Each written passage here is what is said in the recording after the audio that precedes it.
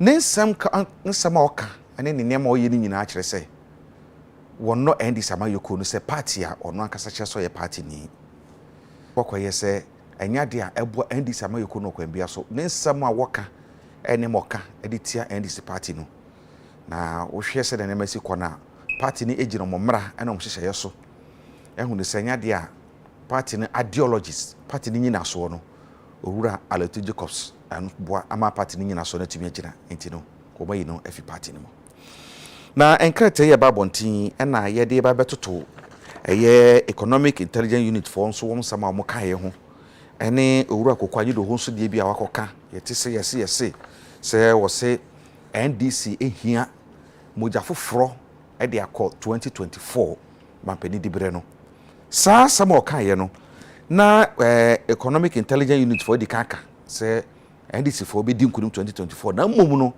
age so yi mampenda da ma free mu ansa enti no what is happening in NDC press conference amrante bi ye na nsen na anadwe ye kan ye say accountability from the leadership of the party enti ede na to sin obabi ntia na ma we nyina ba ene ye komo ebedie no Kamaluddin Abdullahi ejina ma MPP onyame kan ye nsa woba yene be din komo na nso sisi akase Malik Basintale eye NDC communication team member wo menchen awofie ha ye be hyen komotwetwe na se Kamaluddin ba na ye nyina ye da hyehyɛ so Malik akwaba na jozo bibia bokode e mo party de monjo sa emunju de anka internal matters and kwaya ye be faso ama ni abroni friend discipline I mean ebedi enim e wo party no mo na ye mranti a ye be ye so ye be suensu free niema bi mo on se party no yekuo nti nipadom ko de I mean at every given time I was say ye to me esa de nkrofo back into order say na be ya e be serve as precedence e de ma ye so a ye nyini e wo party no mo no nti I think say these are normal things mekai na no ebi mu ye o disciplinary measures that was somewhere in 2013 say 14 MPP4 suspended on party chairman nyina whole national chairman suspended party general secretary I mean but at the end of the day they thought that no na ebeti mabo omo amomo akodin kunim e wa bato no mo and I think that it didn't fail them however na etie bia no 2016 omudin kunim as I mean with or without those party chairmen or party general secretaries in this end when put they say former party chairman or current former regional chairman na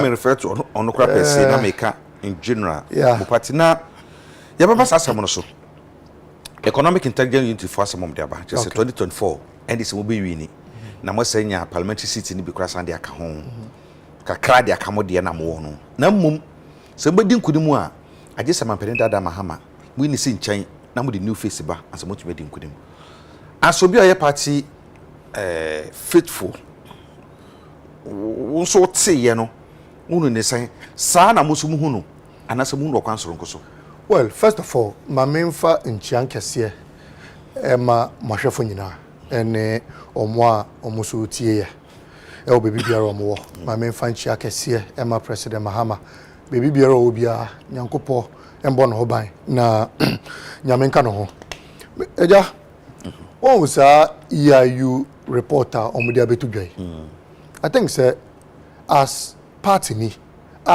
ebi modern krata abetudwa say yebedin kunim in 2024 no anka automatically nimsa anka MPP4 na ebi mo atwon krata we bia e de ama anka omobon hu dewuro e bon mu nsem e de ye ne akeka ho propaganda ni mischief akeka ho nyina e wo man mu but I think that I'll be very unfair to young listeners if I don't go to the nitty-gritties of Sanse Minina.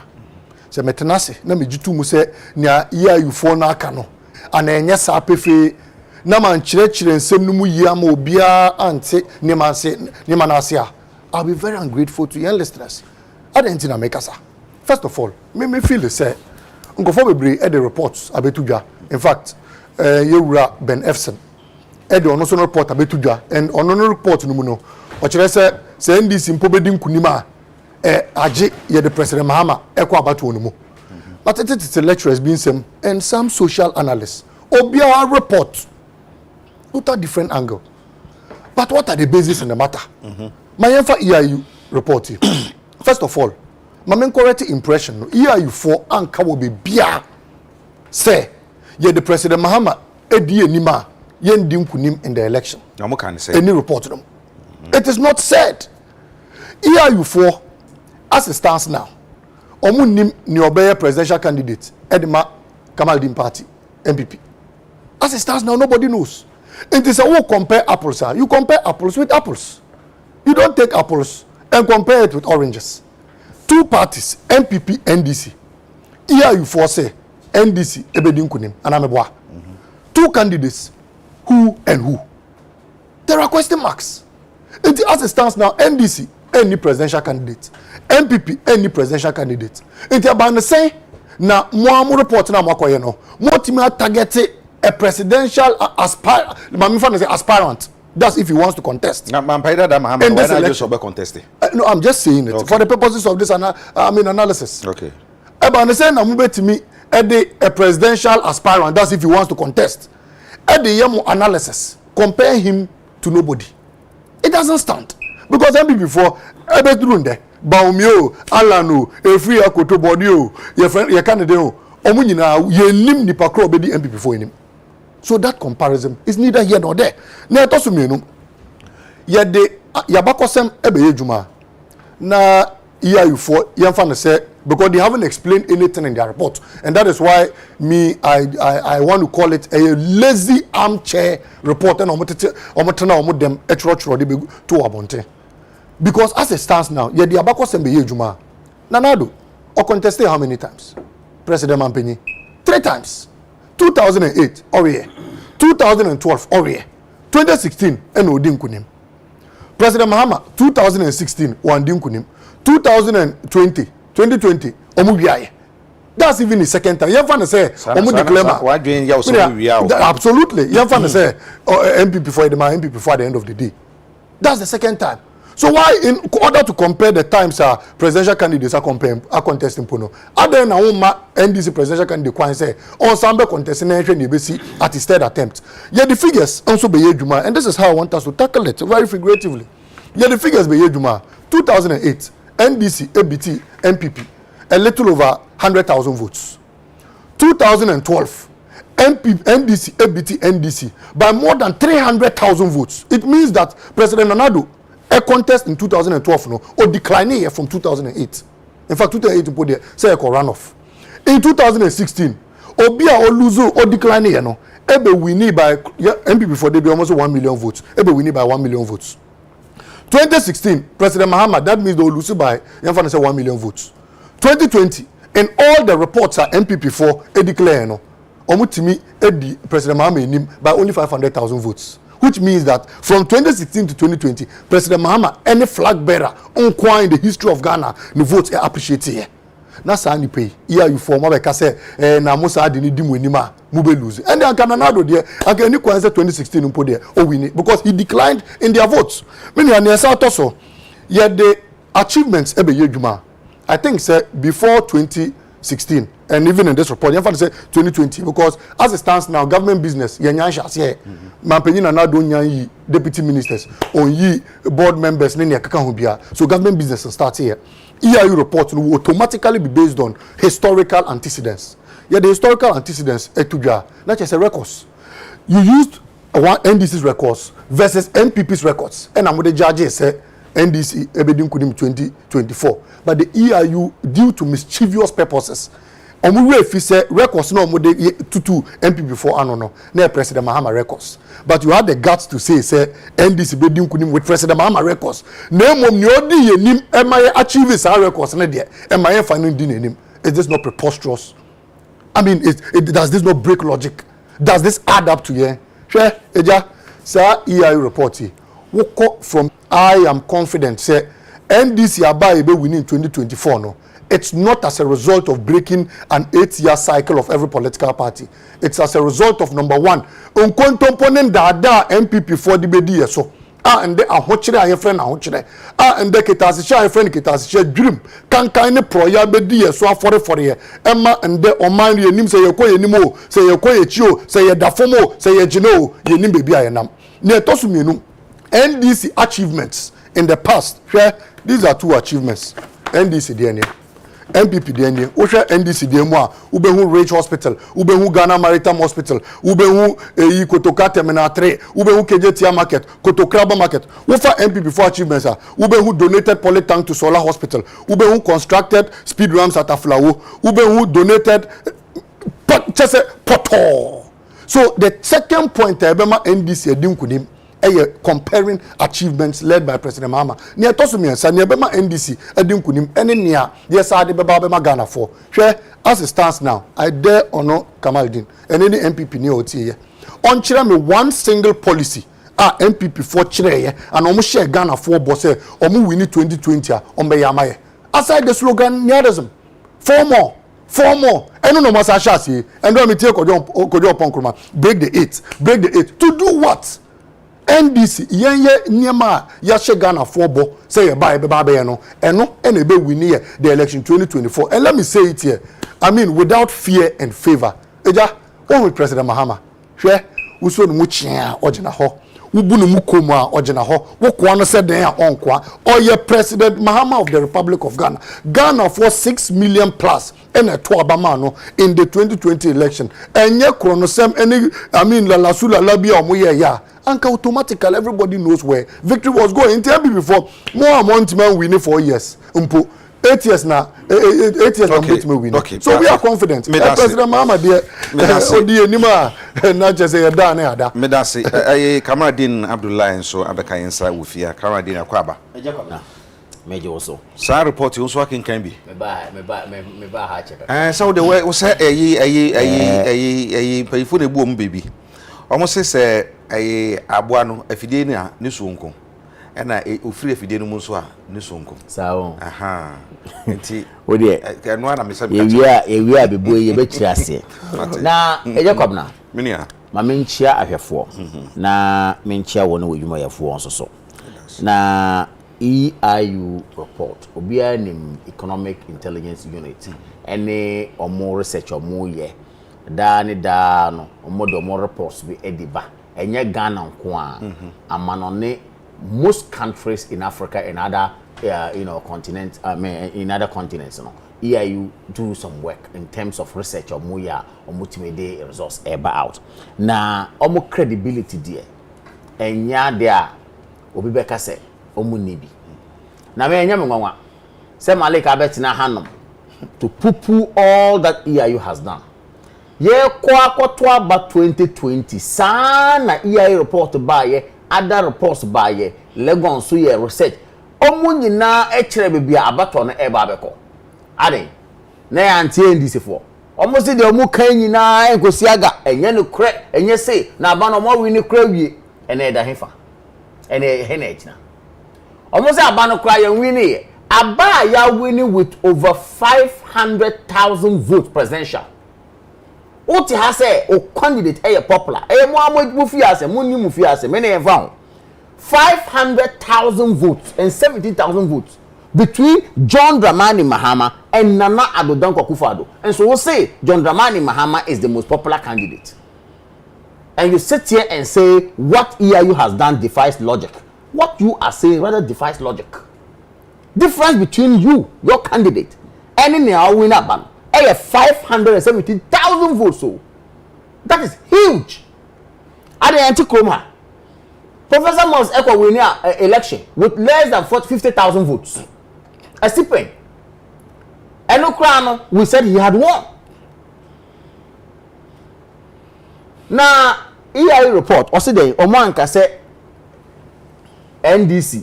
Eddie John Dramani Mahama ba ebe di amom. Also Omanka sa. Oh yeah, oh yes. Really? Okay. And I'm quoting from the report. Thank you. Also, the next parliamentary and presidential elections are due in 2024.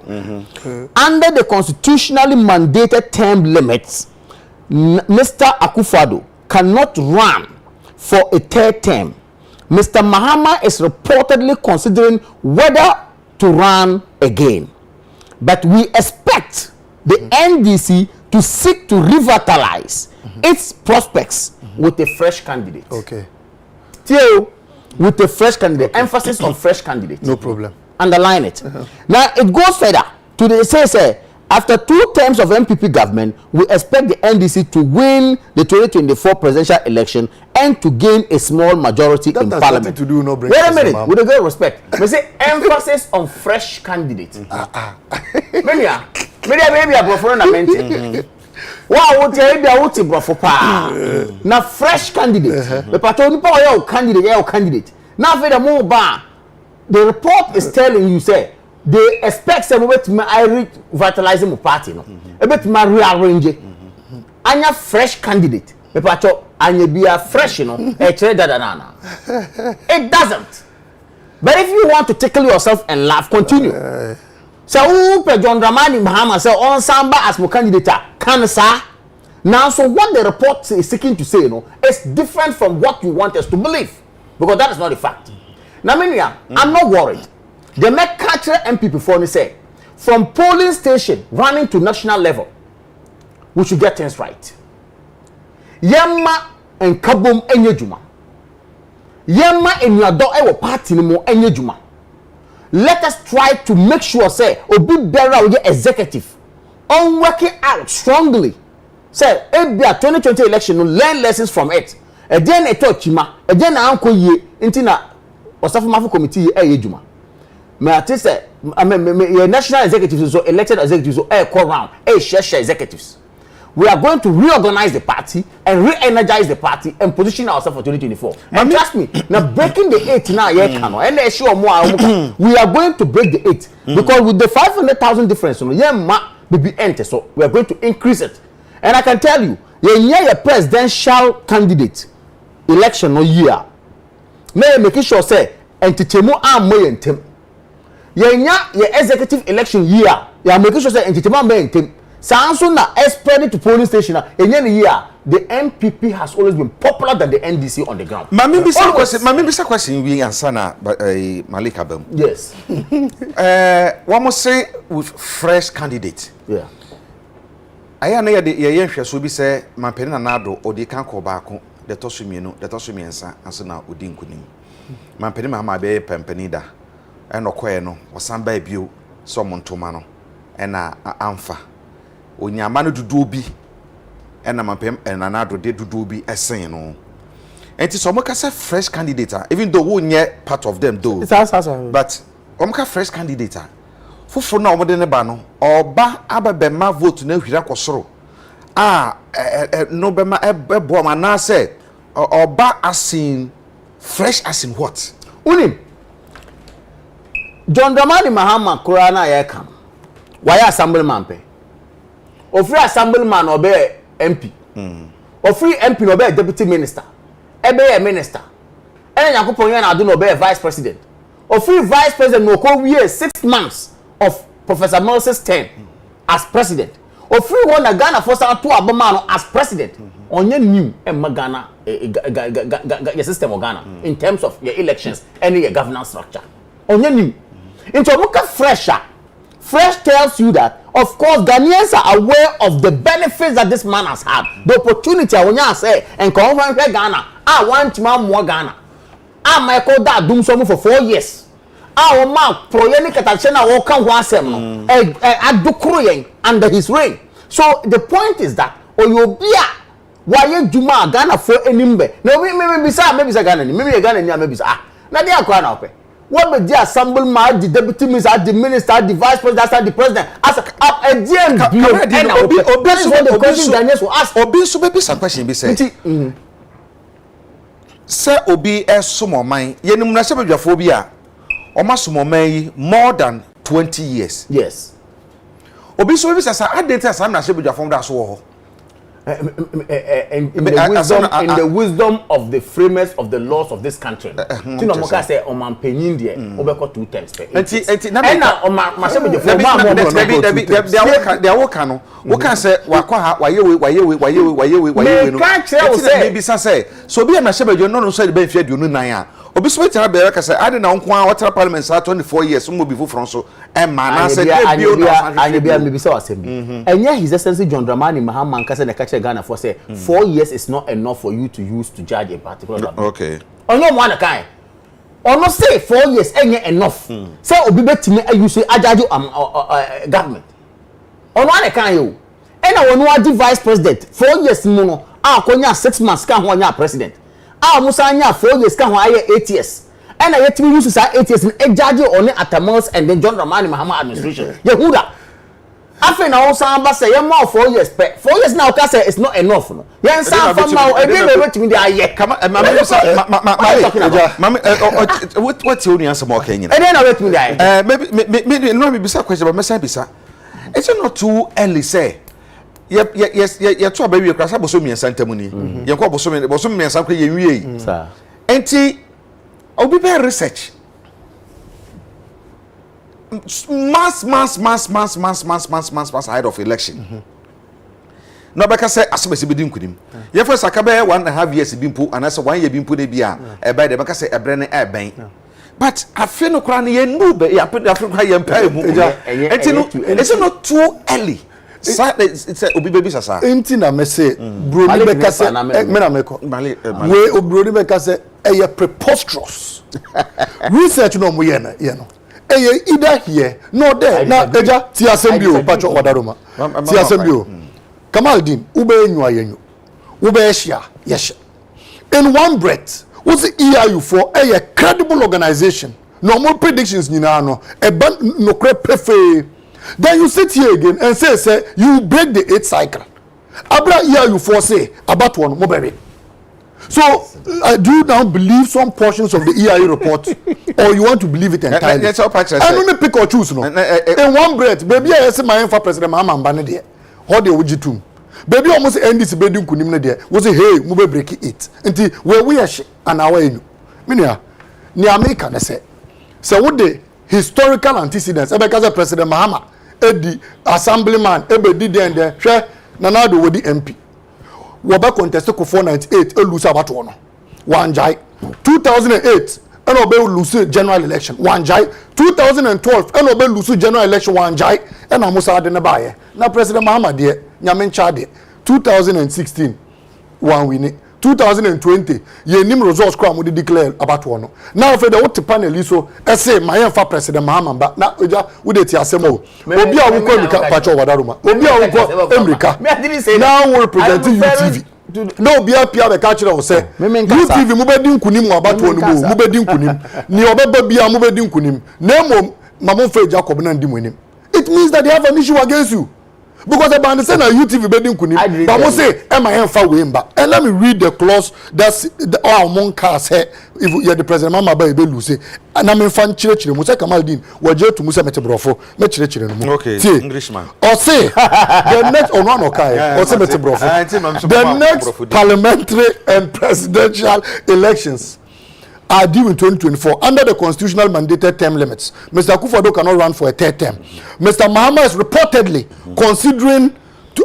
considering whether to run again, but we expect, that is their opinion, we expect President NDC to seek to revitalize its prospects with a fresh candidate. Full stop. End of statement. End of question. And after 2 terms of the MPP government, after 2 terms, we expect the NDC to win the 2024 presidential elections and gain a small majority in parliament. Their second clause is tied onto the 8th year mandate of the New Patriotic Party. After 8 years of MPP, no, she knew on because as it stands now, they haven't even spoken of any of their presidential candidates. President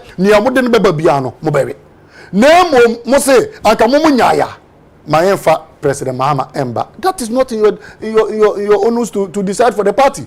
NDC grassroots, as it stands now, President Mahama will broke even the jurisdiction of NDC grassroots. Ghana for now and eternity. I mean, more compare will be records as just opposing it to MPP for records. Most NDC more records no. A good move winning election no. Name near Obo NDC and Ghana my sa records no. Most of my infant be there. It is a targeted analysis and a targeted opinion. The happiness in your party now. Yes. Former Central Regional Minister, Chairman, Bernard Alote Jacobs, and Kokwanyi Doho.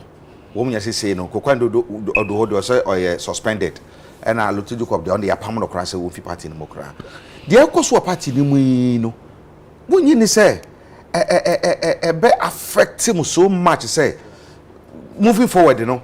The kind of unity I'm here, I'm saying to me, Anka. Me say MPP for Pamon National Chairman, MPP for Pamon National General Secretary, MPP for and Omo watch prior to the election. Yekokum Chairman, Bolgat Upper West Chairman, Yaya Emma case no crowd as well court. Nini name no Omo win the 2016 election. Okay. Now and the former chairman. Central Region NDC abuana mana bedroom pempenso bia ono ankasa tena radio so akase ono kura wo yi no wedi party no on di echibiom na party no se wo yi wo bia ende wo de kwe na ye mobilize ho na ye fa bedi nkunima. What has that got to do President Mahama? Based on na some no kan no so na party ni gina de etu sa na mo ya party no decide in the letter no mo ka say fake shame and ne ma wo ye and a report from the disciplinary committee and I ka say say no obono say no ye no ndwuma and some anti-party conduct and ne kaka ho no wo de onje na ho me kakra. And every political party does it to his people. Every before metuma bobo constituency for including MPs yes set your side Gushegu. What did happen there? Bushegu last minute now the new candidate about Dani Apam parliamentary candidate and the new Obiaba to Hassan Tampuli Emoko Winnie Abatuano. So whatever a party does to instill discipline, it's left onto the internal affairs of the party. But Nyameme can say President Mahama na modi mo ni esi no so. Mo say fake reports we be ski watchro ni amok pe bia na. I have shown you a figurative analysis of Obia 2008 Oluso election no by 100,000. 2012 Oluso by 300,000. Now so much had no buy. Emma no be din kunim. Now year NDC 2060 Oluso by 1 million votes. 2020 nipa need to make cover the gap to 500,000 votes. Mo say yemfa enumo nto ntwene. Na yemfa new candidate mbra. Mr. It doesn't break law. First of all, my main correct impression all through out there. MPP for an country NDC say Omonfa John Dramani Mahama. That's fun. Oh kasa. Only Ghana for kasa. Mano correct. Oh, menka say. But say yeah catch say. Yeah catch mo say. Momo mamonfa John Dramani Mahama. Anyam na mo kan ya report. Number 2. Or say report no. Say fake. Say original, say deal. Say omukran kasa community wo EIU. Makacho me sha say me catch say from day one. EIU omodwuma bia NDC for omnum communicators. Omonyi EIU dwuma entumuda. Now no betina hanuma o catch me say me say yeje EIU dwuma di. Now na na me nka say NDC be win election in 2024. Of course a prediction. A prediction. Ayo be dwuma wa ya wa predicting na sabi o won credibility so ho man ka say oni credibility na prediction so esakrait me bom enam say dwuma wo betima aye ama sa esakrait no eden aba ena me ka say yen MPP for me enye hwehan me entina honom yen make sure say your polling station running to national level no yen nya no right. You make sure say your executive say you ba be you mo no so ejuma de obeye ejuma and I say make sure say your presidential elections are you ba ya na flag bearer you ba be you no ye ma ya man chichemu emma party mu na enu na ya etosia na be haye and I make say ye bo obi akoko obi biara ohwe me enimre MPP ni bia wo ye ntra odo say your Doma party and then we rise up to work. Na any omu fi asem. Omu ye bia ye fa. Ma me say ma me say what the wada wo ma me twa wanu. Ma Peri Mahama no e obi a oye known very well. Our political scene no wa dire mu ache kakra obi anim no. Does it pose a threat to mo? Because say mo ba mo the new candidate in baba. Enye ma Peri Nana Dubio. Onu yobi a the face is known already. Ebi obeba no so amanfo nim nanum but not as presidential candidate. They are the no. Does it pose a threat to mo? Usually Ghanaian elections so hwe year and share the personality now we lead. Two parties here you have track record in terms of a juma moye in terms of send a modern normal echo. yɛkɔ election 2020 for example ɔno ɔtena haska kyerɛ sɛ ɛna dream ɛna katasehye ɛna yɛnyɛ adwuma bia yɛnni hwee kyerɛ yɛbɛtuma kyerɛ yɛnyɛ policy bia nanso mɛkae paa sɛ 2 weeks to the election sɛ 1 week to the election John Dramani Mahama ɔyɛ candidate for the NDC then ɔkɔgyina apa isa baabi sa ɛka sɛ free SHS kura ɔna de bae because onim sɛ ne Ghana fo nyinaa makoma da so ne sɛ nkatiminya education emma yemma bu no betuma rise and he wanted to take that credit to himself because the work has been done by Nana Addo Dankwa Akufo-Addo nti no onim no woka nti track record odwuma awaye and I make at me try catch say ye man akonya ye man opportunity to lead this country he plunged us into darkness for over 3 good years na baba fo nyejuma okay na carpenter fo ntimi nyejuma obi biara hairdressers ntimi nyejuma this is the person who led Ghana to the extent that the energy minister Ekachre said wa ma 10 months dum so na obeso ano wan so ano obe resign or resign ya ampa so I want to tell you say omo track record no try say enya dem betuma issue of Ghana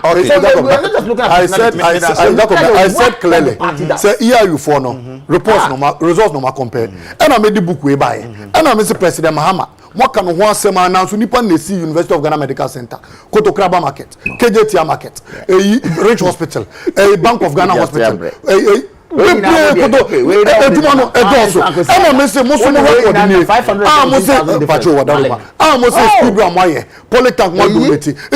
for Montreal will be donate Polytechnic and obi o see University of Ghana Medical Center and I said this NDC number 3 and ebe ma yedin kunim your historical records back number 2 dada ketasiche dream any near count content post ma we be do so and that Japan Nana Addo timi gina CPA so say Japan ketasiche deal no sa de beba o timi gina so say American deal no yes sa de beba PDS deal no yes sa de beba any near count en na Ghana for e be tino so say ahokyere aba fango ye ntimi nto kane amode che ye mo se betu ahoka nsu amode che mo se betu ahoka near count bia sika ye di na wo tax awodo NHIS any near count say o man no ba be ye di amagana tumo any near count finally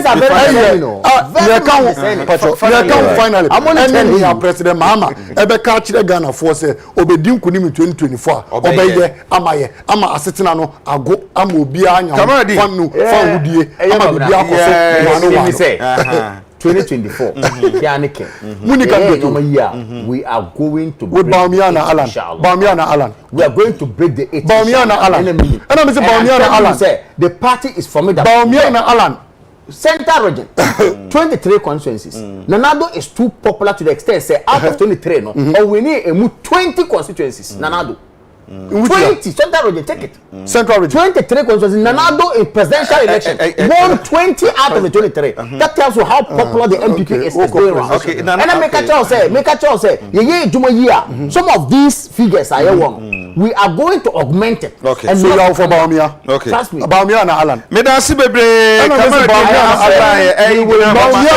no ana wa chirichiri ho no na fe Malik Basintale wono so egina mu ma NDC amayoko no na ahade eba ye ka na ejabi kajabi ade na bere nya so ekura aka mfiem yensa ne boso me be enkron kransa na ya to aba na so ya hyase e ka ho sem na so mpanye sesa obura ni ase oburu nso ntema na woni ye kokko nti no ye de be ka na ejabi na bere pam de beba bia no ye de ho sem ebebre mu me de eja kwabra me ne obi ya obin na de kasebon bam na mo mesa sere bi me betena bi ameka se ensuo eyenkwa yetete ho sama wo mu di gold ese densu enkofo aduanu mu densu nipa ohamu chemu beye eduonum kwa duoson e wonkra ha enu weja eye densu na se yebetena se ahwehan ama nkronkro bi akose densu a etoje yan ara yakram da mu nyina se ema mde yie